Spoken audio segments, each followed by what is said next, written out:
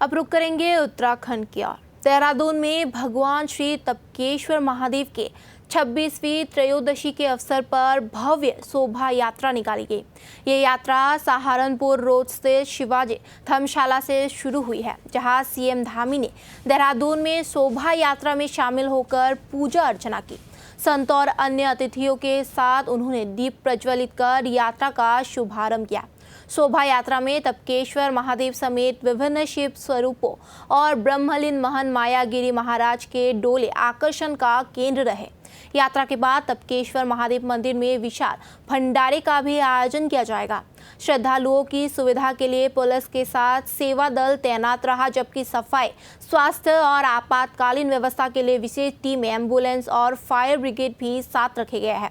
इस अवसर पर सीएम धामी ने श्रद्धालुओं और संतों को शुभकामनाएं देते हुए कहा कि चार धाम यात्रा के अगले चरण और वर्ष 2027 में हरिद्वार में होने वाले कुंभ मेले की तैयारियां भी सरकार की प्राथमिकता में है।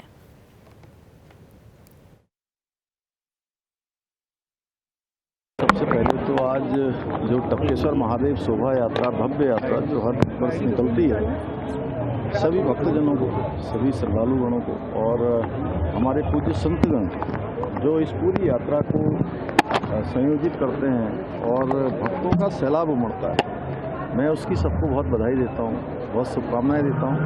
और ये भक्ति का सागर है।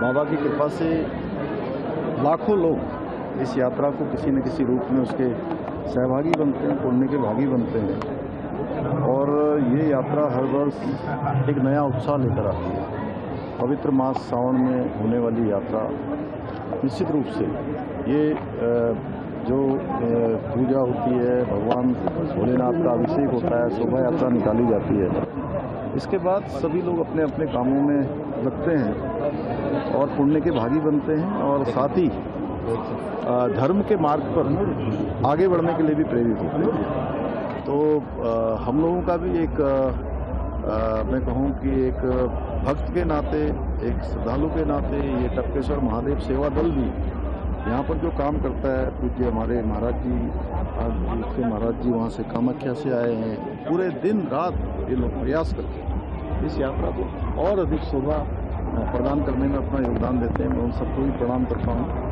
और पूरी देवभूमि, क्योंकि ये तो भगवान भोलेनाथ का निवास स्थान है और यहाँ पर हमारे धार्मिक पर्व बड़े उत्साह के साथ पूरे साल भर मनाते हैं।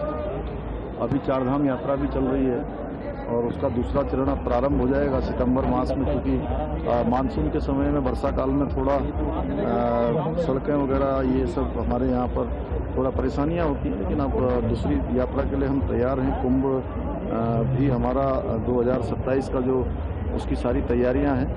हरिद्वार में होगा कुंभ और माँ गंगा के पतित पावनी के सानिध्य में भक्तों के लिए हम सभी व्यवस्थाएं कर रहे हैं, सारी व्यवस्थाएं बना रहे हैं। अच्छा हो, भव्य हो, दिव्य हो और सुरक्षित हो, उसके निमित्त सभी काम हो रहे हैं।